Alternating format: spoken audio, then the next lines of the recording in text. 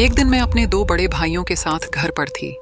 मेरी मॉम काम पर थी और वह रात 8 बजे तक वापस नहीं आने वाली थी, इसलिए हम बस उनका इंतजार कर रहे थे।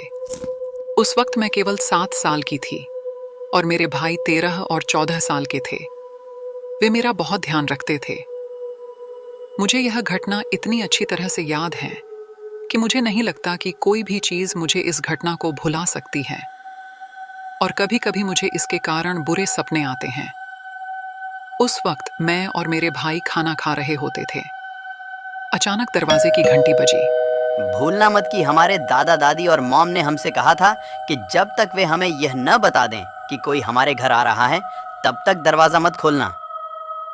मेरे दूसरे भाई ने हमें दरवाजे के पास न जाने के लिए कहा था। हालांकि सबसे बड़े भाई ने तुम डरपोक हो कहकर दरवाजे के पास गया।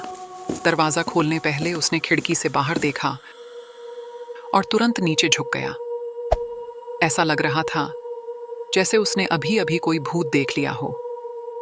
दूसरे भाई ने भी बाहर देखा और जल्दी से पर्दा खींच दिया। क्या हो रहा है?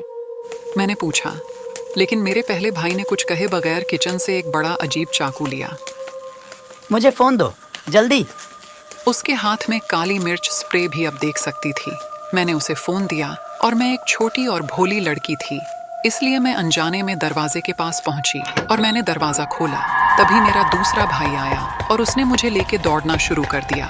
दौड़ते समय उसी वक्त मैंने देखा कि एक गोली ठीक मेरे छोटे से चेहरे के पास से निकल गई। सौभाग्य से वह मुझे नहीं लगी। हम तीनों बेडरूम की ओर भागे। उस पर 2 ताले थे और जैसे ही हमने दरवाजा बंद किया, उस सनकी ने दरवाजा पीटना शुरू कर दिया। मैं जोर जोर से रोने लगी और उसने मुझसे कहा, चिंता मत करो बच्चे, मैं उसे सुलाने में तुम्हारी मदद करना चाहता हूँ। मेरा भाई चिल्लाया। हमारे घर से बाहर निकल जाओ। फिर उसने मुझसे अपना फोन ले लिया और पुलिस को फोन कर दिया और हमारे एक पड़ोसी से भी कुछ मदद मिली। किस्मत अच्छी थी से पुलिस तुरंत आ गई और उन्होंने ठीक उसी जगह पर गिरफ्तार कर लिया। मेरी मॉम भी पुलिस का फोन आने के बाद घर वापस आ गई। उसने हमें बताया कि वह एक दाई को काम पर रखेगी। पता चला कि जो वह आदमी था वह एक गंभीर किडनैपर और हत्यारा था और उसने 10 से भी ज्यादा बच्चों की भी हत्या कर दी थी। आखिरकार उसे कई सालों के बाद मौत की सजा सुनाई गई। मैं अब 20 साल की हो गई हूँ और मैं अपनी मॉम और 2 भाइयों के साथ समाचार देख रही थी। वहां एक हत्या का मामला था। 2 छोटे लड़कों की उनके घर में हत्या कर दी गई थी।